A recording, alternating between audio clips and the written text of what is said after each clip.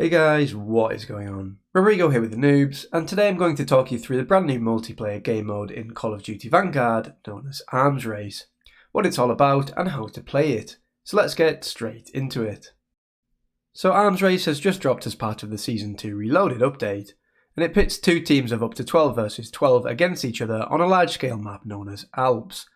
Now it's important to note that this map has been created specifically for this game mode, and as of the time of making this video, you'll only be able to play on this map if you're playing Arms Race. The aim of this game mode is to drop into the map and attempt to capture bases. There are 7 bases on the map, but importantly there will only ever be 5 of the 7 bases activated. Presumably this is to add a bit of variation to the game mode, so that you're not always fighting for the same 5 bases, whilst also ensuring that the map isn't too large and widespread, given that the mode is limited to 24 total players. Once you capture a base by capping it, as an operator you can then choose to respawn there when you've died. You can also respawn on a fellow squad member if you wish, but if they're nowhere near the action, then spawning at one of your team's captured bases is preferable.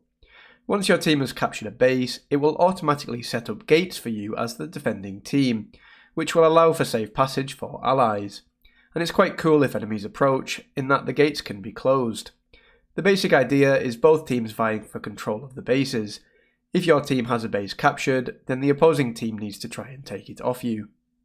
Each base that you have under your team's control will have buy stations, and if you've ever played Champions Hill in Vanguard multiplayer, it's the same type of buy stations. Now to be able to purchase items from these buy stations, you can use in-game cash that you'll accumulate from a combination of eliminations and objective play like capping bases.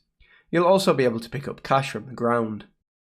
The kind of items that you can purchase at buy stations include things like weapons, equipment, kill streaks and field upgrades. Importantly, you can also purchase your custom loadouts if you have a sufficient amount of cash built up. Now one of the really important aspects of this game mode is vehicle play. Alps is a very large scale map and it can take a while to move between bases to try and capture new or defend existing ones. For this we've got 3 new vehicles that we can access. First up we have the motorcycle, which can carry up to 2 operators. The issue with this is that it's very susceptible to being blown up by enemies. Next up we have the Cd12 Transport, which is basically just a World War II Jeep, but this can seat up to 4 operators and it is undoubtedly the best vehicle to gatecrash an enemy's base if you want strength in numbers. Oh, and by the way, those base gates that I mentioned earlier can actually be destroyed, and driving things like your Cd12 Jeep up to the front gates of an enemy base and then blowing it up is a good way of doing that. The third vehicle we can use is the tank.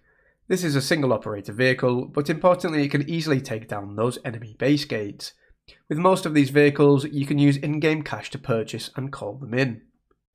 The motorbike, however, can be called in for free at any time and anywhere on the map to help you quickly get around.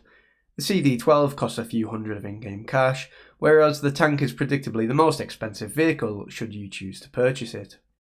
There's also something called the Nebula Crate, which will be dropped periodically, and you can deliver this to a friendly base in order to nuke an enemy target.